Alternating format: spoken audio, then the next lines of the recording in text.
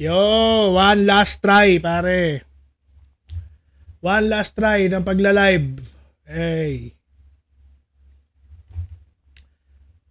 Hello mga katoto. Alright. How are you?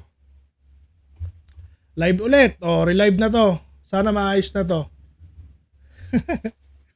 Hi mga katoto. Alright. Hello po. Magandang gabi ulit. This is the third relive for tonight. Narinig niyo ba ako? Magandang gabi. Sana hindi na magloko to. May mga nagko-comment na ba ulit? Hello. Good evening, mga katoto.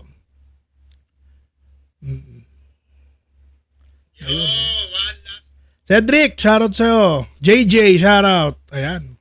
Kita ko na yung mga comments nyo. Bian Angela Rupo, kauna-unahang star sender, shoutout sa'yo. Tagal mo bumalik ha. Inayos ko yung internet eh. Ayan, siguro naman okay na to. Feeling ko hindi na maglolo ko. Again, paulit-ulit kung sasabihin sa inyo na mag-follow po kayo sa page na to. Kasi yung iba sa inyo nakita ko nanonood sila sa page, sa Facebook page pero hindi sila naka-follow. So ngayong gabi gusto kong i-check nyo yung mga account ninyo kung talaga naka-follow kayo sa page na to. So baka naman mga katoto, malaking bagay na yung follow na yan dito sa page. Tsaka sa mga may TikTok account, follow nyo po si The Obey Show sa TikTok. Pati sa YouTube. Dahil sa YouTube, nire-upload natin tong podcast na to doon. So kung gusto nyo ma-replay to, nandito yan sa Facebook at nasa YouTube. Okay? So salamat sa pasensya sa mga nag-aantay tsaka nagbumabalik lang ulit sa live. Salamat po, salamat. Shoutout kay Cedric Cabuang. Thank you for sharing, Cedric Cabuang. Kay Jasper, shoutout sa'yo. Pakinggan ko lang ha. Ayun, maayos naman pala. Share ko lang yung live ko. So sana kayo din, ma-share nyo siya. Baka naman mga katoto. TVJ. Ba't may nagtatanong dito kung TVJ ako? Wait lang, sinishare ko lang yung live pare.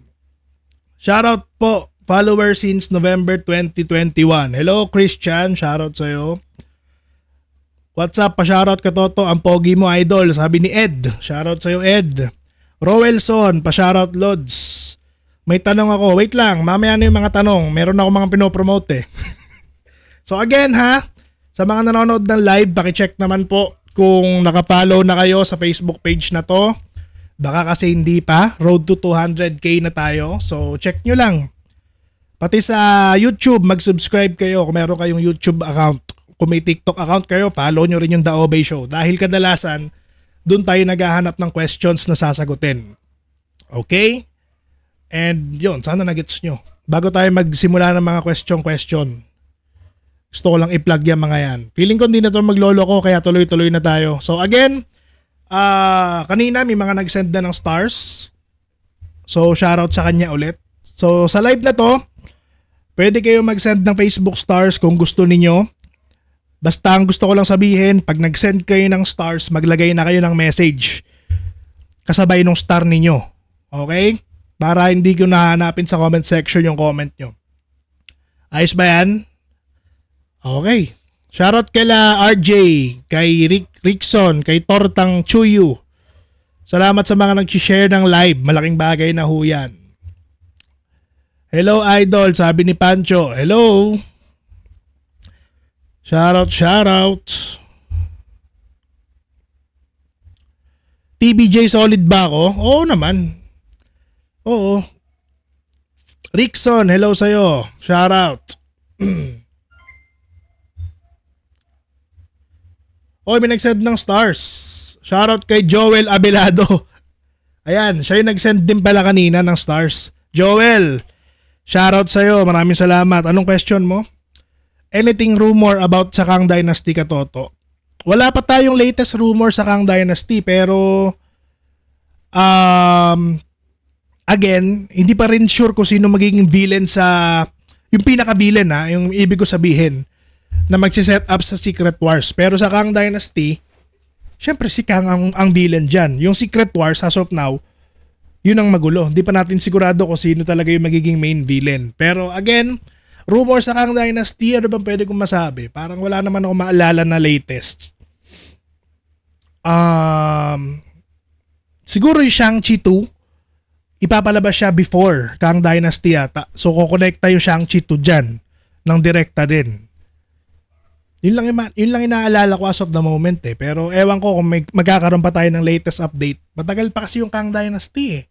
Kaya hindi pa siya masyadong hinahype ngayon eh. Kumbaga alam na natin na malaking movie yan pero yung rumors niya parang kokonti pa lang. Hindi pa ganun kalaki katulad ng nasa Deadpool 3. Yung Deadpool 3, ang daming usapin ngayon eh, no?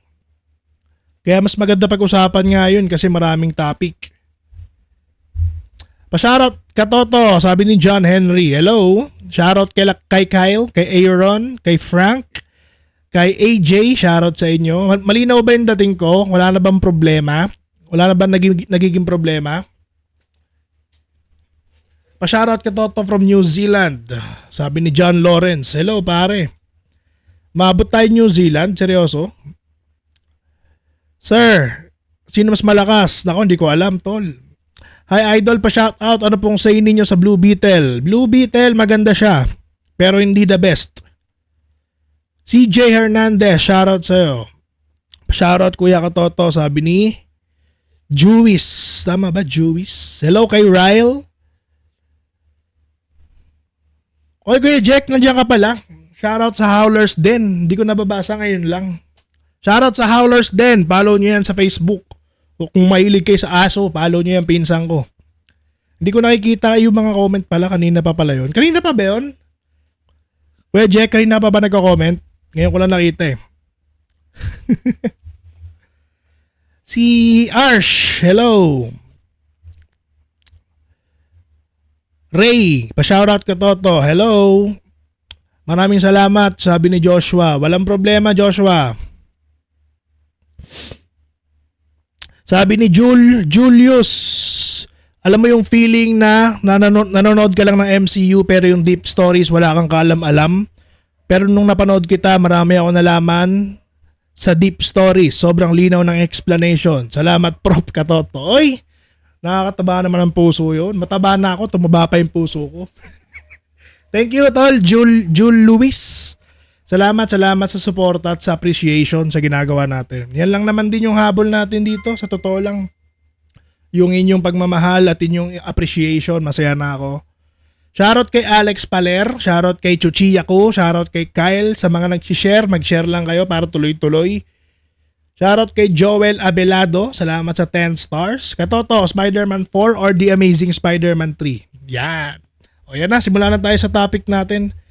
Simula na tayo sa question and answer para tuloy-tuloy. So, ayun lang ha. Again, huling plug. Check nyo po yung account nyo kung nakapollow na kayo sa Facebook page na to. Baka kasi hindi pa. Sayang naman. YouTube, mag-subscribe kayo sa The Oway Show, mga katoto. Road to 100k tayo, sana. 10k pa lang eh. So, 90k to go. Sa mga may TikTok account naman, follow nyo rin yung page natin doon. The Oway Show lang din yung pangalan. Walang iba.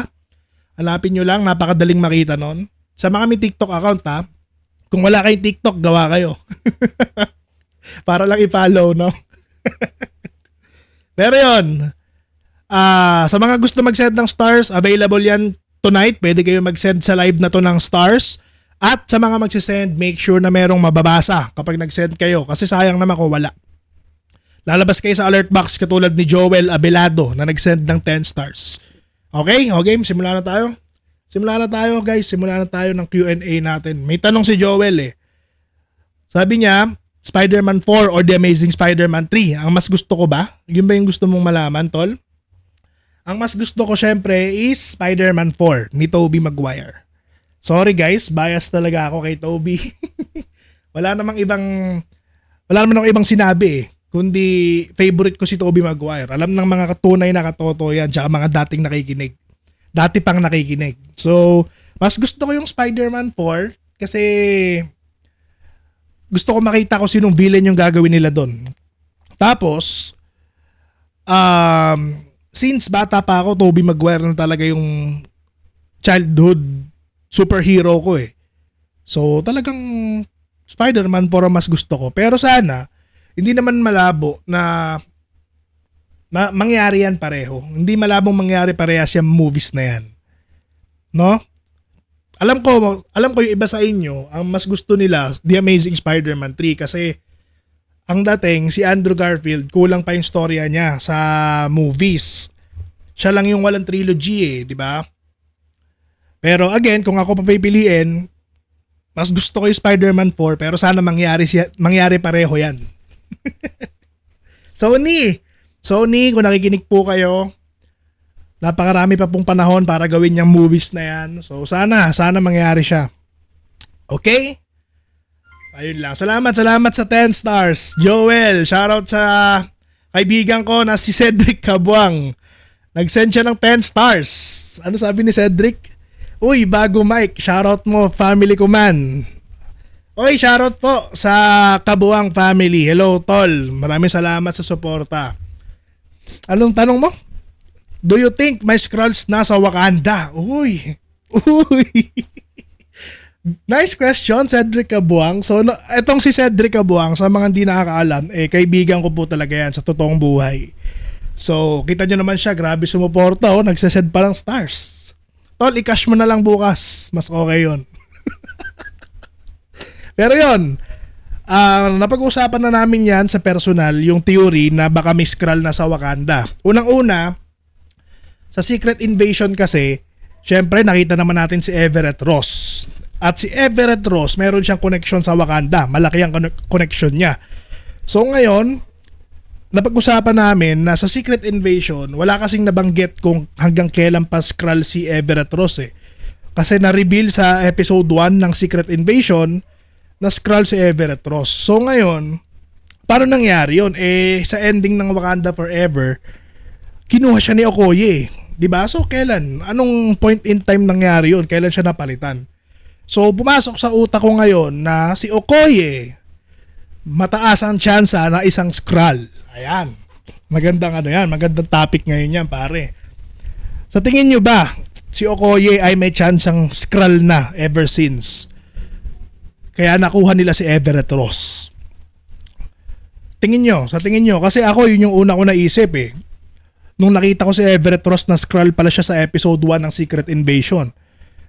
So, nag-pick up kagad yung utak ko sa unang-unang episode ng Secret Invasion na naalala ko yung ending ng Wakanda Forever na si Okoye ang kumuha sa kanya. 'Di ba? So Cedric, ngayon para masagot yung tanong mo, sa tingin ko ba may Skrull na sa Wakanda? Oo, at ang unang hula ko ay si Okoye 'yun. 'Di ba? Maaring si Okoye ay isang Skrull. Yun lang yung yun lang yung pinaka nagme-make sense kasi paano nila nakuha si Everett Ross? 'Di ba? Feeling ko mas fresh yung pagkakakulong ni Everett Ross kaysa kay Rhodey. Kasi yung kay Rhodey, naka-implied naman na nakasuot siya ng gown. So, ang ibig sabihin yata, since Civil War pa talaga siya Skrull. Pero itong si Everett Ross, ito yung medyo tricky. Siya yung medyo masasabi nating pwedeng fresh kasi yung suot niya doon random lang 'Di ba? So yun lang naman yung take ko sa tanong mo, brother. Ang haba nung sagot ko doon Ang haba nung sagot ko pero napag-usapan na kasi namin yan ni Brother Cedric sa personal kaya may idea na yan. Okay na ba, tol?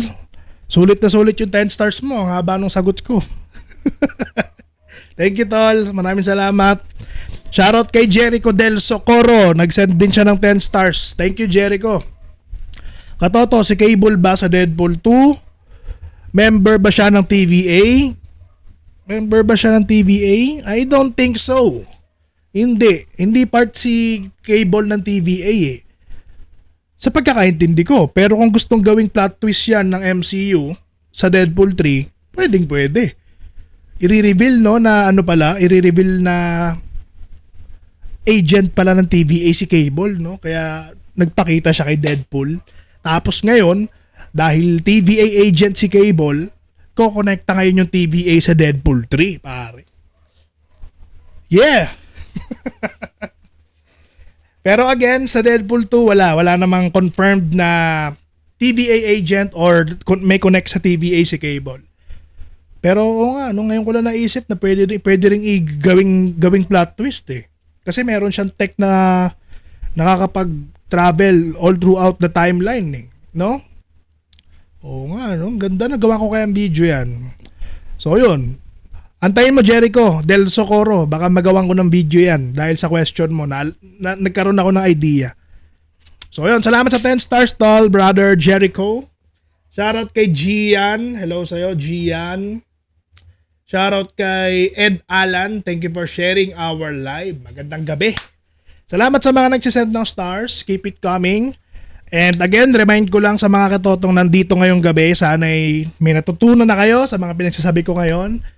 And mag-follow naman kayo sa TikTok at YouTube natin, pare. So The Obey Show lang yung pangalan ng ating TikTok.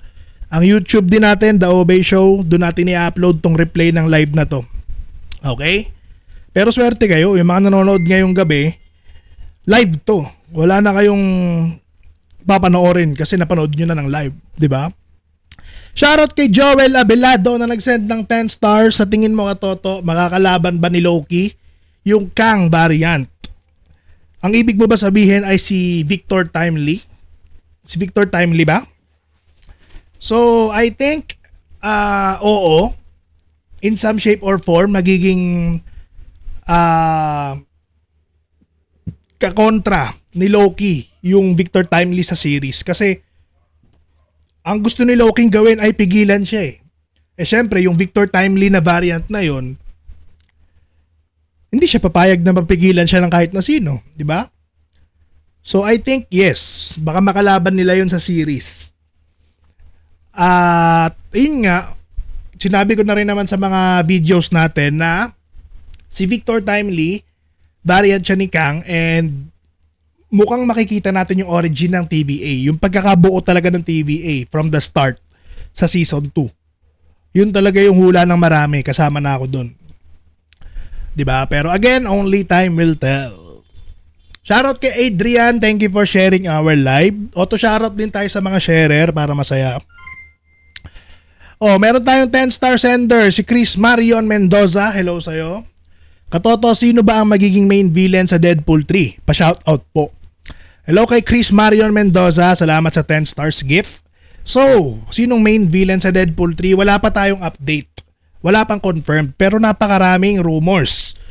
Ang isa sa nagustuhan kong rumor na main villain sa Deadpool 3 ay yung kapatid daw ni Professor X. So, sobrang lupit nun, pare. Kasi, may rumors tayo ngayon na pwedeng sa Earth 838 nakaset yung Deadpool 3. So ngayon, dahil namatay yung Illuminati sa Earth 838, si Professor X, para specific, namatay siya, di ba? Ipaghihiganti siya ngayon ng kapatid niya. So, kung totoo yung rumor na yon, mas maganda sana na si Emma Corrin yung gumanap. Yun nga, si Emma Corrin kasi na-add siya sa cast ng Deadpool 3 pero wala pang confirmed na character. So, mas maganda yon kung siya yung kapatid ni Professor X tapos maghihiganti sila sa Earth 19999. Ayun lang naman, pero wala pa eh. Hindi pa natin sure eh kung sino yung main villain sa Deadpool 3 kaya valid naman lahat ng theory natin. Kayo, sa tingin nyo, sino? Pero para sa akin yon, yung kapatid ni Professor X. Ano nga ba pangalan nun? Cassandra Nova ba yon yung pangalan nun? Teka, double check ko para sure ako. Cassandra Nova, yung kapatid ni Professor X, evil twin sister niya. So yun yung magandang villain para sa akin. Bukod kay Cassandra Nova, sino ba bang dapat na maging villain sa Deadpool 3? Wala akong iba naiisip. Yun yung magandang ipasok na storya kasi maghihiganti yung Earth 838 sa 19999. Kasi meron ding theory na pwedeng magpakita si Loki sa Deadpool 3 eh. Pero ewan ko, masyadong baka mamaya out of hand na nga yung Yung mga rumors, napakarami na masyado. Hindi ko na alam kung saan ako maniniwala eh. Shoutout kay Ian Christian. Shoutout kay Kimichi for sharing our live. Hello. Star sender natin si Aljan Marcelo Kuya. Maraming salamat sa 12 stars. Supporting since Condo Days, Kuya Obey daw. Thank you, Aljan. Salamat. Ang tagal na noon, Condo Days. Sa mga hindi nakakaalam, yan yung mga natin, yung early days natin as a content creator. So, salamat. Shoutout kay Ryan Castle. Thank you sa 35 stars, Ryan Castle. Katoto, bakit si Captain Marvel ang unang nag-attempt sa endgame na isoli yung stone? Hindi naman siya kasali sa brainstorming. Oo nga naman, no? Sa tingin ko, alam niya naman yung dapat gawin kahit di siya kasali. Dahil, again, si Captain Marvel, nasa cosmic side na siya ng MCU. So, feeling ko meron siyang knowledge about Infinity Stone ever since. Feeling ko nasagap na ng radar niya yung dati pa. Kaya may idea siya sa gagawin. Kahit di siya kasali sa brainstorming na kailangan ibalik, no? Pero, syempre, nung dumating naman siya sa Battle of Earth, nung endgame, maaring meron ding nagsabi sa kanya. 'Di ba? Maaari namang meron lang nag-explain sa kanya ng mabilis na mabilis. Kaya niya gets. 'Di ba? Tsaka yung nung kinuha niya kay Peter Parker, malay nyo, sinabi ni Peter kasi parang in-explain naman ni Peter na hindi niya alam yung gagawin ni Captain Marvel para makalusot, para maidala yung gauntlet dun sa van. 'Di ba? Sabi parang ano ba yung English na sinabi ni ni Peter? Hindi ko masyado maalala eh. Basta parang how can you go through all that? Parang ganun yung sinabi eh. O basta something na ganun. So feeling ko gets na kagad ni Captain Marvel kung bakit kailangan niyang gawin yun. Ayan binigyan ko ng sagot kahit wala talagang explanation from Marvel. Ang hirap pala i-justify. Pero yun yung take ko. Sa tingin ko yun yung nangyari doon kaya alam niya. Gets ba? Shoutout sa'yo Ryan. Salamat sa 35 stars. Mabuhay ka. Shoutout kay Kelvin John. Salamat sa pag-share. Okay, moving on. Katoto, ba't nawala ka kanina? Naglolo ko yung internet pero gets ko na kung bakit. Gets ko na kung bakit siya naglolo ko. Kaya naayos ko na. Okay, so again, good evening sa mga katotong nandito sa live. Nandito? Nandito? Sa mga katotong nandito, good evening po sa inyong lahat. I hope naka-follow kayo sa page na to kung saan kayo nanonood ngayon. Kasi nakita ko na yung iba sa inyo hindi pa pala naka-follow mismo dito sa page kahit nanonood sila. So ngayong gabi, sana ma-check nyo. Pindutin nyo lang yung page natin and follow. Click follow kung hindi pa kayo naka-follow. Baka naman, kasi road to 200k followers na tayo, sana maabot natin siya within the year. Ganon din sa TikTok at YouTube. Sana makapag-subscribe at follow kayo. Okay? Search nyo lang The Obey Show. Wala namang iba sa pangalan ko sa mga platform. Yun pa rin. Ayun lang.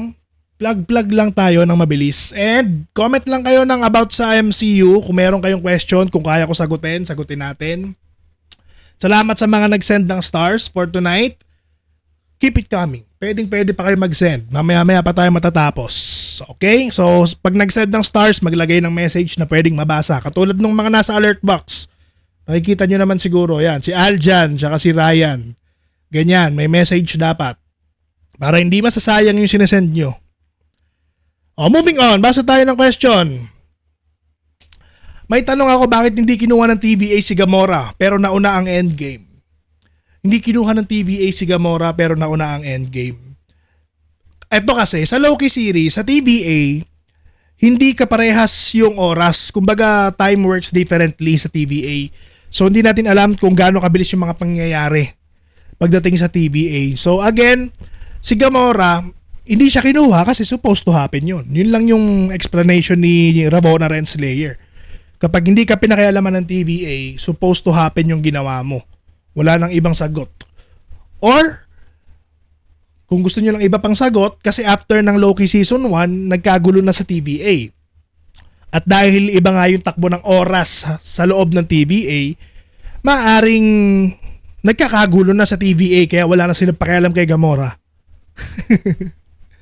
Gets? Ayun. Moving on. So after RDJ, who's the face of the MCU? Mahirap tong sagutin. Masyado mahirap to. Hindi ko alam kung sinong bagong face ng MCU ngayon. Pero kung ako tatanungin, I think si Tom Holland, si Spider-Man. Kung hindi siya, sino ba? Yung may charisma ring ni yung talagang alam mong siya yung magbubuhat ng MCU moving forward bukod kay Tom Holland. Si Doctor Strange, pwede rin. Si Benedict Cumberbatch. Pero mahirap yan, hindi ko alam. Depende kung sinong mukha ng MCU ngayon. Hirap kaya tapatan ni RDJ. Mahirap gayahin kung ano yung na-accomplish niya eh.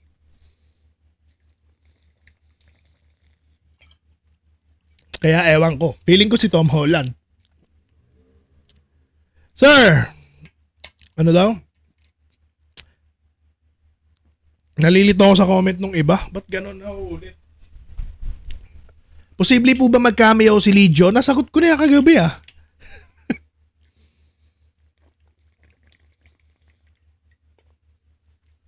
Alam ko ikaw din yung nagtanong kagabi. Ano daw? Dito nga magbabasa. Wait lang ha. Tuloy-tuloy tayo. Katoto, alam mo po ba yung pang-pito na Infinity Stone? Nabasa ko siya pero hindi ko alam kung ano yung tawag. Sa MCU naman kasi tapos na yung Infinity Saga. So wala na pang 7 na stone. Depende na lang kung i-reveal ng MCU sa future projects na meron palang 7th stone. Pero ngayon wala namang ganun eh. Pagkatapos ng Infinity Saga, 6 Infinity Stones lang ang nag-e-exist. Pero meron kasing Bloodstone sa sa Werewolf by Night. Ewan ko kung kasama 'yon. 'Di ba? Pwede nilang isabihin na kasama 'yun eh. Sabi ni Lynn, oo nga Lods, nag-iisang Tony Stark lang daw talaga, 'di ba? Mahirap sagutin yung face of the MCU eh kasi depende sa panahon, depende sa performance nila sa mga future projects. Pero kung ngayon tayo magbabase, wala na si Robert Downey Jr., ang pwedeng pumalit sa kanya is si Tom Holland as Spider-Man. Kung hindi siya, si Benedict Cumberbatch. Kung gusto niyo namang babae, si Wanda. Para sa akin. Ang pangit ni Tom Holland bilang Iron Man. Hindi naman siya magiging Iron Man eh. Ang ibig ko sabihin, siya ang magdadala ng bagong MCU. Kumbaga, siya na yung magiging face sa next saga natin. Pero sa multiverse saga kasi, kung sa storya naman tayo magbabase, kung hindi naman sa itsura, kung hindi naman sa charisma ng mga artista, ang pinakamagandang maging leader as of now, si Doctor Strange. Lalo na after Multiverse of Madness na marami na siyang knowledge about multiverse. 'Di ba? Meron pala ako nakalimutan sa candidate ng face of the MCU. Si Paul Rudd, pare, as Ant-Man. 'Di ba? Pwede din. Pwede niyan dalhin 'yun. Tapos ang laki rin ng connection ni Ant-Man ngayon sa paparating na Kang Dynasty kasi sa kanya unang lumabas si Kang. Siya yung unang nakalabang kay Kang talaga kung iisipin niyo mabuti. Sila Loki naman, di naman nila kinalaban si He Who Remains eh. Sinaksak lang ni Sylvie, di naman lumaban eh. Pero si Scott lang, nakipagsuntukan siya toe to toe kay Kang the Conqueror. So, pwede din pala si Ant-Man para sa akin. Nakalimutan ko lang kanina kasi ngayon ko lang siya naisip. Ayun. Magandang topic din yan, no? Yung face of the MCU. Pwede ko siyang gawa ng content pero sigurado ako maraming magdedebate dyan. Maraming hindi mag-a-agree sa akin. Pero para sa inyo, sino ang bagong face ng MCU? Sige nga, mag-comment nga kayo. Kayo naman tatanungin ko. Check natin kung sino yung mga gusto ng iba. Sino yung sa tingin nila magiging face of the franchise. Comment down below. Shoutout tayo habang nag-aantay ng question. Ay, ng sagot. Shoutout kay Akimichi, kay Jeruel. Hello sa inyo. Good evening. Kay Dens. Kay Gian. Kayo lang pala yung nagko-comment. Si June, hello sa'yo. Si Aaron. Sabi ni EJ, gusto niya raw si Loki. Pwede. Kaso villain si Loki as of the moment eh. Hindi pa rin talaga siya 100% na superhero na bida eh. Pero who knows? Nasa series na lang kasi si Loki, wala na siya sa movies eh. 'Di ba? Kaya medyo alanganin. Pero sa series, ang mukha ng MCU si Loki. Pagdating sa series ng MCU. Patingin ng iba, si Kevin Feige daw. Oo nga naman, syempre naman. Kevin Feige pa din. Si Nick Fury. Bakit si Nick Fury? Si Thor or si Rhodes? Si Rhodes, medyo alanganin si Colonel Rhodes. Lalo't ngayon na niretcon yung story niya na pwede siyang Skrulls in Civil War pa. Para sa akin, out na siya doon. Si Thor pwede? Oo nga no. Nakalimutan ko rin si Thor. Si Mick or si Korg? Cedric, ba't naman si Mick at si Korg ang face of the MCU mo? Bakit si Mick at si Korg? Pero syempre si Korg gusto ko din para si Taika Waititi. Na-interview natin, no? Cedric Guinyares, shoutout sa'yo. Hello. Si Doctor Strange para sa akin. Sabi ni Tortang Chuyu. O, diba? Sabi naman ni Kurt, si Falcon daw. Sabi ni John Samuel, si Falcon din. Si Chuchiyaku, si Cap daw kaso matanda. Si Steve Rogers, hindi pa natin sure kung buhay pa yon or what. Pero ewan natin. Sabi naman ni Adrian, si Wanda daw. Appear tayo dyan, Adrian. Siyempre, si Wanda. Kung babae, no? Si Wanda. Kaso, si Wanda, as of the moment, sa MCU, no one knows kung buhay pa siya. Pero ako, personally, naniniwala ako na hindi pa siya patay. Parang medyo malabo yun. Kasi, kung iisipin nating mabuti, parang parang kaka-transform niya lang as Scarlet Witch. Kumbaga, bagong aral lang niya na maging ganun. Tapos papatayin agad. Parang malabo eh. Feeling ko, nag-teleport lang somewhere si Wanda. Na-explain ko na rin dati sa video yan. Kasi, kung hindi nyo napansin, sa Multiverse of Madness, nung bumagsak na yung temple niya, may lumabas pa na kulay pulang ilaw. So I think yun ang isang confirmation na pwedeng may nangyari pang kakaiba na nakatakas siya, nag-teleport siya somewhere, di ba? I don't think so napatay na si Wanda. And malulungkot ako pagpatay na si Wanda. Si Gaia? Si Gaia daw magiging face of the MCU. Ayoko. Oo, bigatin si Emilia Clarke pero masyado pa siyang bago sa franchise para siya nakagad yung maging mukha ng MCU. Lugi naman kaila sino ba yung mga matagal na tapos hindi masyado nabibigyan ng break. Ay Banner, lugi pa kaila Hulk kung siya. Ayun pa pala, no, nakalimutan ko. Buhay pa pala si Hulk. Buhay pa nga pala si Hulk, guys. At sa original Avengers, sa original 6 Avengers, kasama siya.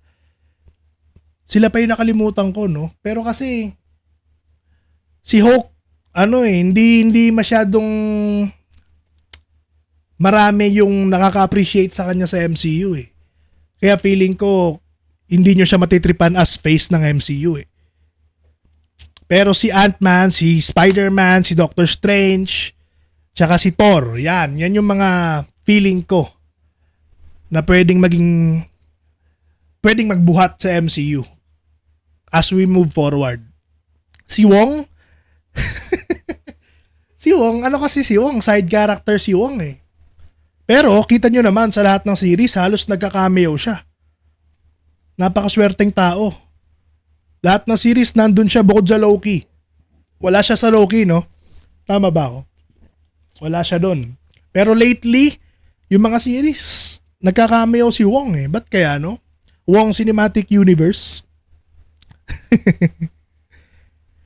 Hulk at Spider-Man team up na yata, boss.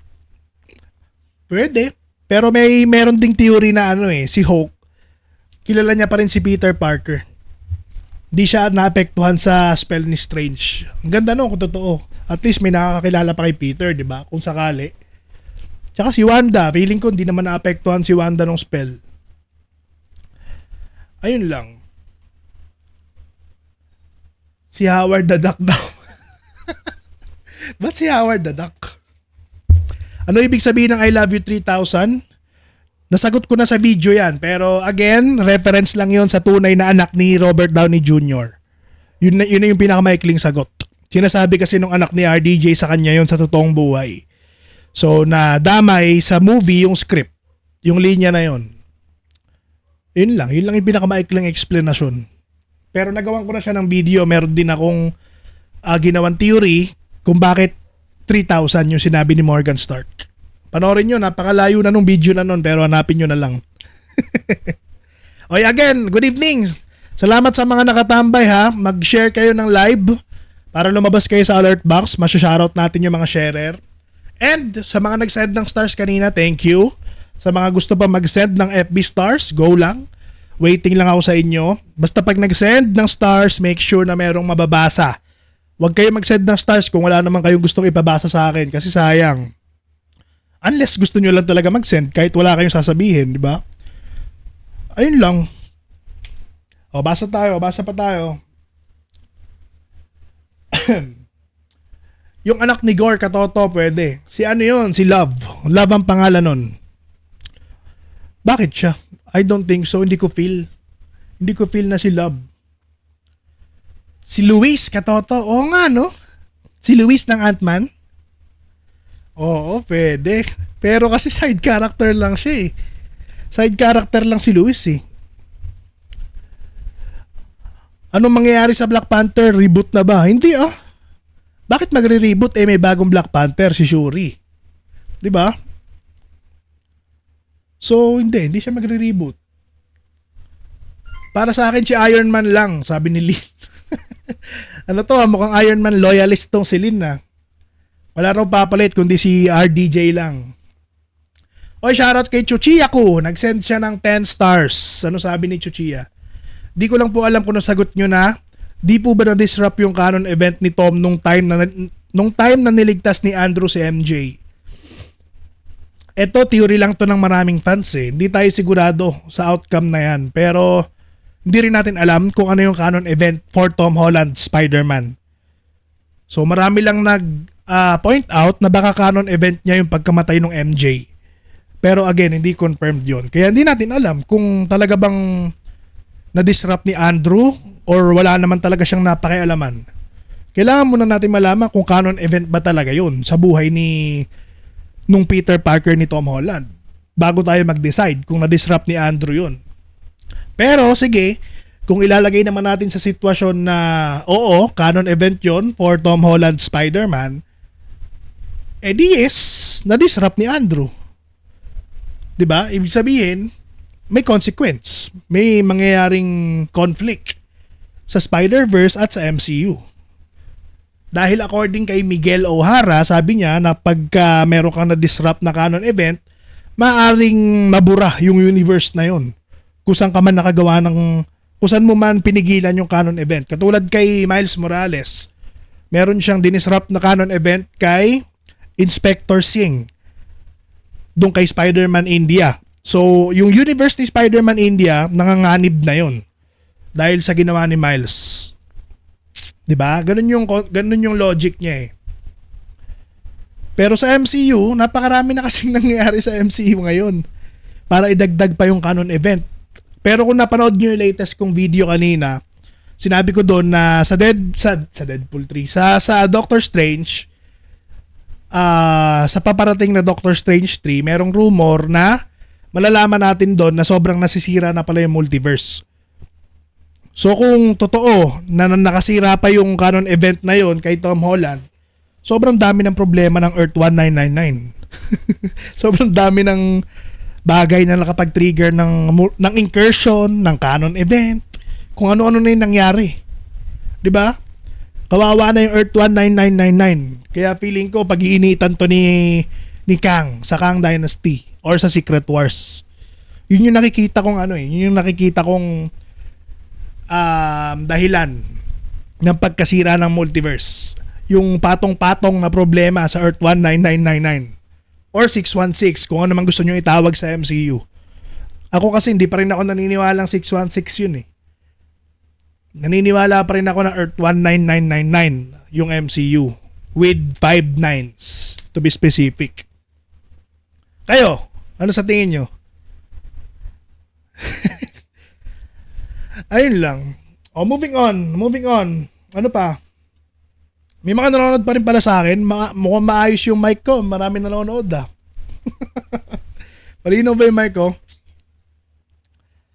Katoto insights and what will happen after Secret Invasion. After Secret Invasion, ang nangyari, nag-announce yung presidente ng MCU na kapag merong hindi taga-Earth sa Earth, kakalabanin nila. So, magkakaroon ng issue dyan with New Asgard kasi hindi naman sila originally from Earth. So, nadamay sila dahil sa conflict with Skrulls. Ganun yung nangyari. Kung sino pa bang mga nasa Earth ngayon na hindi naman dapat nasa Earth? Bukod sa Skrulls, bukod sa mga taga New Asgard. Meron pa bang iba?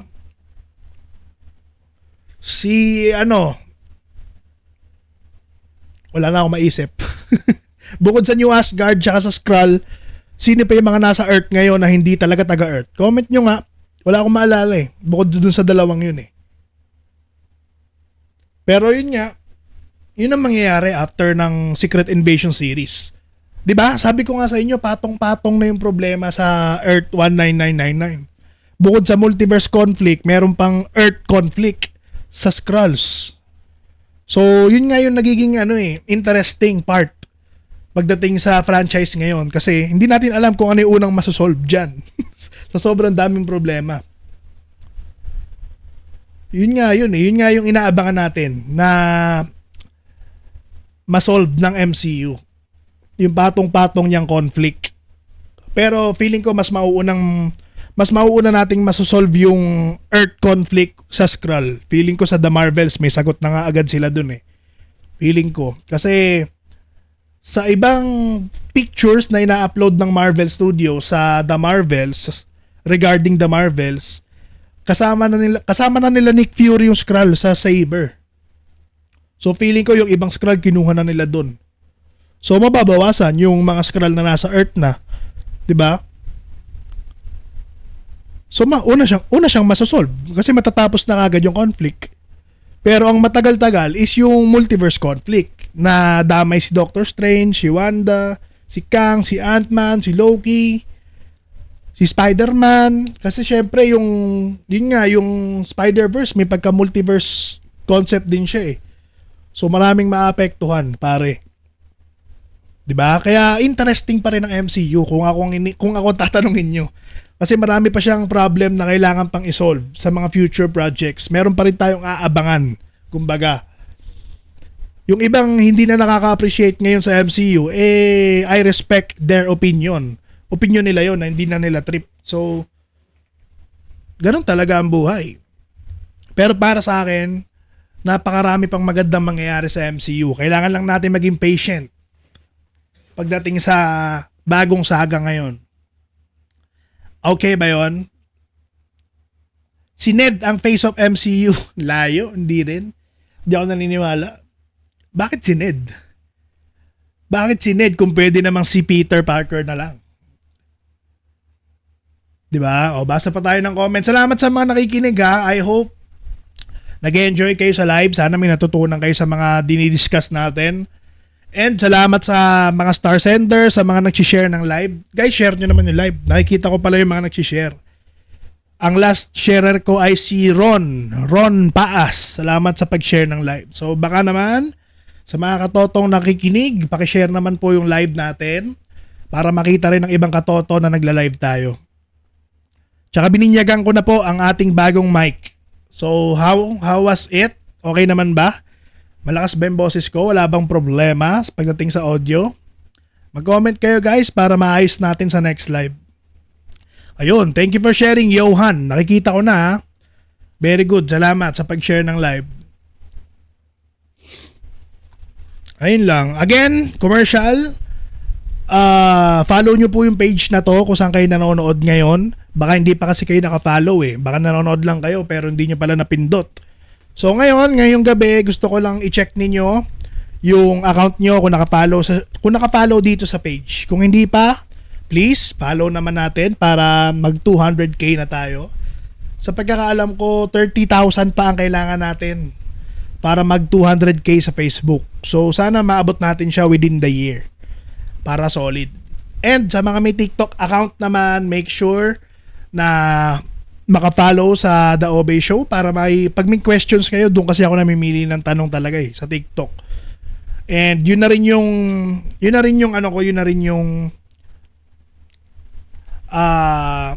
ipinapalit ko sa suporta ng mga nasa TikTok kasi sila naman talaga yung nagpa-sikat sa akin sa topic na to. Yung mga tao sa TikTok. So shoutout sa kanilang lahat. Follow kayo sa TikTok natin, The Obey Show lang din yung pangalan. And meron tayong official Facebook group. Kung gusto nyo mag-join kayo. Nandito sa baba ko, maandar. Hanapin nyo lang yung pangalan. Yung Team Katoto dito sa baba. Hanapin nyo. Andyan lang yan, pare. Oh, meron pa tayong bagong questions? Shoutout sa'yo, Clementine. Shoutout. Si Jepoy, ano ba mangyayari pag nasira yung multiverse, Katoto? Pag nasira yung multiverse, edi wala na tayong papanoorin na palabas. Kasi syempre, yung universe masisira eh. Wala na, tapos na yung storya. Chaos na mangyayari kapag nasira ang multiverse. Si America Chavez, Katoto, face of the MCU. Feeling ko lalakas pa siya. Oo, pwede. Kasi kaka-introduce pa lang sa kanya eh. Marami pang mangyayari sa karakter niya. Tsaka bata pa siya sa MCU. Pwede nga siya maging leader ng Young Avengers para sa akin.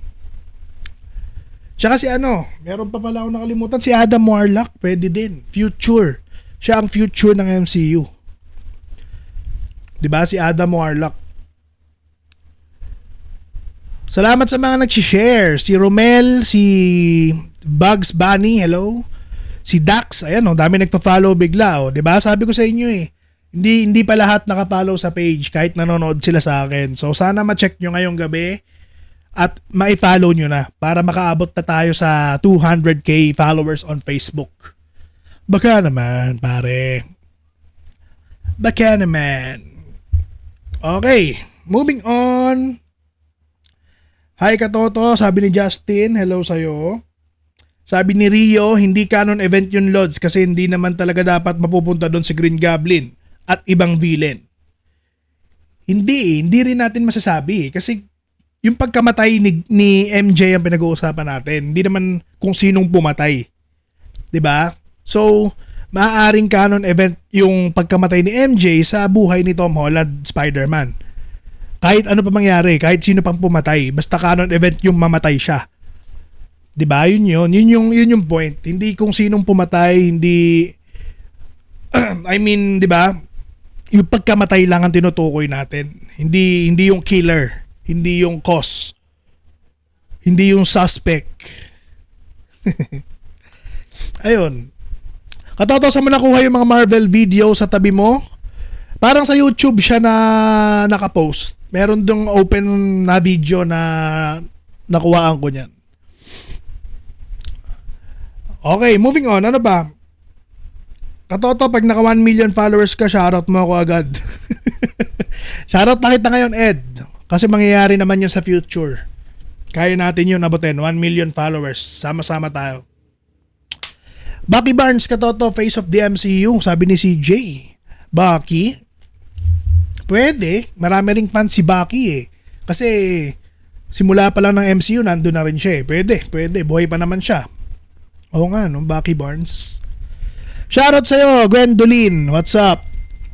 Oy, meron tayong star sender, si Jose K. Shoutout sa'yo, Jose K.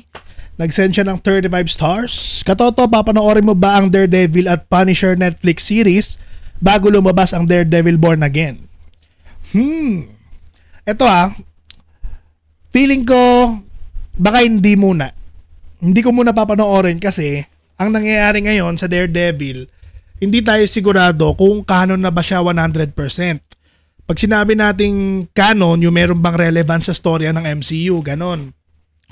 So, yun nasa Netflix kasi na Daredevil, iba pa yung may hawak sa kanya. Hindi pa Marvel Studios yun eh. So, hindi ko alam kung gaano karaming elemento ang kukunin nila doon from the Netflix series. Pero, once magkaroon ng reference yung Daredevil Born Again sa Netflix Daredevil, doon ko papanoorin. So, siguro kailangan ko muna malaman sa Daredevil Born Again series kung talaga bang canon yung nasa Netflix. Ganun yung mangyayari sa akin. Pero hindi ko siya papanoorin before Daredevil Born Again. Okay ba yun, Jose? Nagets mo ba? Gets mo ba yun? Kasi baka masayang lang yung oras ko kung hindi naman pala siya konektado eh. Ayun. Pero kayo, kung gusto nyo panoorin yung Daredevil at Punisher na nasa Netflix, go! Kasi dagdag kaalaman yun eh. Dagdag insight siya. Pag nanood ka ng Daredevil Born Again, kumbaga meron ka pang ibang knowledge na alam bukod sa mga nangyari sa She-Hulk. Kasi sa She-Hulk, tsaka sa No Way Home, yun, dun masasabi natin canon yung Daredevil na yun sa MCU. Kasi MCU yung No Way Home, tsaka yung She-Hulk eh. So kung ano yung nangyari dun, feeling ko yan yung matatakel sa Born Again series. Yun nangyari sa No Way Home, tsaka sa She-Hulk. Okay? Sana naintindihan pare. Ayun lang, yun lang yung take ko. Salamat sa 35 stars, Brother Jose K. Sana nagets mo, mag-feedback ka tol kung naintindihan mo ako. Okay, moving on. Ano pang questions natin? Mag-iisang oras na pala ako naka-live. Ang saya. Wait lang, basa tayo. Katoto, si Wanda po ba ay related lang din kay Jean sa X-Men? Si Wanda? Wala eh, walang nasabi na connected siya sa mutant sa MCU. Pero sa future, who knows, 'di ba? Hindi naman natin pwedeng i-disregard na sa comics malaking part si Wanda ng mutant storyline. So, malay nyo sa MCU mangyari din 'yon. Pero ngayon walang connection si Wanda sa mga mutant. Sana makakita tayo ng Hulk versus Red Hulk sa future, Katoto. Feeling ko mangyayari 'to. Dahil sa Captain America 4 pa lang, mataas na yung chance na magkaroon ng Red Hulk. Tapos si Hulk naman, nag-exist pa naman siya sa MCU, buhay pa siya. Pwede pa sila maglaban.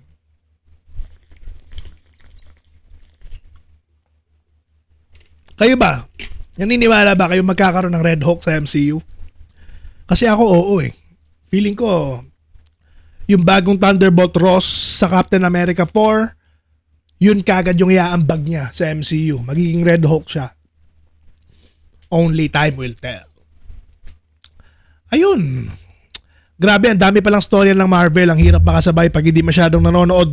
Ganun talaga. Hindi ka talaga makakasabay kung hindi ka nanonood. Mahirap yun. Hindi pwedeng alam mo kagad nang hindi mo siya napanood sa ibang movie pagdating sa Marvel ngayon. Kasi yun nga yung nagbibigay ng ng excitement sa atin eh. Ano kayang connection ng movie na to sa movie na to? Kaya kailangan nyo talaga panoorin. Pero hindi naman kayo pinipilit. Kung ayaw nyo, di wag kayo manood. Pero mas ma-enjoy nyo yan kung talaga napanood nyo lahat. Pag napanood nyo yung movie, mas marami kayong insights. Pag-nood nyo nung next na palabas, di ba? Yun yung maganda doon. Kaya kung matagal na kayong MCU fan, advantage na natin yan. Hindi na tayo magsisimula from the start. Actually, ang konti pa nga lang. Kayang-kayang tapusin yung MCU, kaya mo makahabol ngayon from scratch. Siguro ng ilang araw lang. Kung talagang hindi ka titigil manood, from Iron Man 1 hanggang Secret Invasion, kaya mo habulin yun eh. Hindi pa naman siya sobrang dami. So ilang movies? Parang 30 something? 30 na ba? 30 movies. Tapos ilang series. Kaya pa rin, wala pang 200 eh. Kaya yan ng ilang buwan. Siguro isang buwan matatapos mo yung MCU, makakahabol ka pa sa latest na nangyayari. 'Di ba? Hindi pa siya sobrang hirap. Hindi tulad ng ibang anime na nakita mo, libo na yung episode. Paano mo matatapos yun sa ilang linggo, 'di ba? Sa MCU madali pa ring makahabol. Kailangan mo lang ng dedication. Yun lang. 'Di ba? Pero yun nga, kaya rin naman ako nandito para padaliin din yung ibang tanong nyo Halimbawa, meron kayong hindi nagigets, explain ko siya ng basic lang para maintindihan nyo. Yun din yung purpose nung page natin. Para yung ibang hindi makasunod, tuturuan natin. Ganun lang yun. Diba? Kaya salamat kay Lord at binigyan niya ako ng ganitong purpose. Kasi alam ko napakaraming magiging fans ng MCU sa mga paparating pang project. Sa paparating pang panahon. Kung merong mga nawala ngayon, merong madadagdag dyan. Imposibleng mawala yan. Diba? As we move forward. Kaya kayo, kung gusto nyo makahabol sa storya, intindihin nyo mabuti yung mga pinapanood ninyo. Mas maganda kung magre-release date order tayo para sa akin. Matagal ko nang sinasabi yan.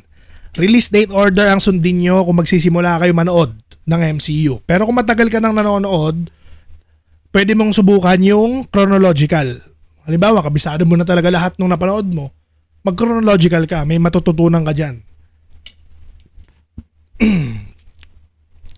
Diba? Agents of S.H.I.E.L.D. kasama sa MCU. Nung phase 1 tsaka phase 2, parang canon yung Agents of S.H.I.E.L.D. Pero pagdating ng phase 3, phase 4 and 5, parang nawala na yung connection nila eh. Kaya hindi ko alam kung canon sila sa MCU. Pa-flex ng cellphone case, eto.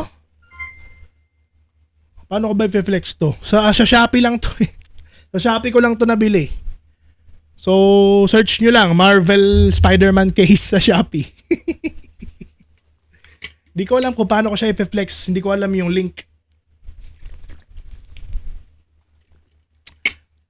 Okay, meron tayo star sender. Si John Riel Araune. Maraming salamat sa 50 stars. Ano sabi ni John Riel? Good evening, Katoto. Wala muna akong tanong ngayon. Naubos na. Manonood lang muna ako while watching. Alright. Salamat. Sobrang na-appreciate ko yung ganito. Tulad nung ginawa nito ni John Riel. Nag-send siya ng stars pero wala naman siya itatanong. Gusto niya lang na manotice natin at mabasa talaga natin yung pakiramdam niya. Salamat, tol. Sobrang appreciated. Sobrang nagbe-melt yung puso ko sa mga ganitong klaseng appreciation. Thank you. Thank you, tol. Thank you. Malaking bagay yan. Yung 50 stars na gift na yan ay napakalaking gasolina pagdating sa ginagawa ko. So, salamat. Enjoy watching. Pero patapos na rin tayo in a bit. Dahil 1 hour na tayo nagsasalita dito. Okay, so shoutout sa'yo ulit. John Riel Araune. 50 stars sender. Mabuhay ka. Kay JR Miguel, salamat sa pag-share ng live. Kay Pat Wick, salamat sa pag-share ng live. Saka sa mga nagpa-follow, ngayon lang, si Neil. Hello, Neil. Kita nyo, ngayon nyo lang nakita na hindi kayo naka-follow sa page, no? Sabi ko sa inyo eh. Again ha, sa mga nanonood ng live na to, i-check nyo po yung account nyo kung naka-follow na sa page. Kasi baka hindi nyo pa po napipindot yung follow. So baka naman, para makaabot naman tayo sa 200k followers. Baka naman, di ba? Check nyo lang, madali lang naman magpindot eh. Madali lang pindutin yung follow eh. Shoutout kay Sam Dwayne Bayanin. Maraming salamat sa 35 stars, Sam Dwayne Bayanin. Katoto, tunay ba na magkapatid si Quicksilver at Wanda? Oo, magkapatid talaga sila sa MCU. And sa comics, magkapatid din naman talaga sila, di ba? So yes, tunay, legit, 100% confirmed. Brother and sister, Quicksilver at Wanda. Kung napanood mo yung WandaVision series, medyo nabigyan ng recap yung buhay nila nung bata pa sila. So panoorin mo yung WandaVision para mas ma-gets mo. Okay? Ayun. Shoutout sa'yo ulit, Sam Dwayne Bayanin. Salamat sa 35 stars. So yun. Baka mag-end live na rin tayo. Maraming salamat. Para makapagpahinga na tayong lahat.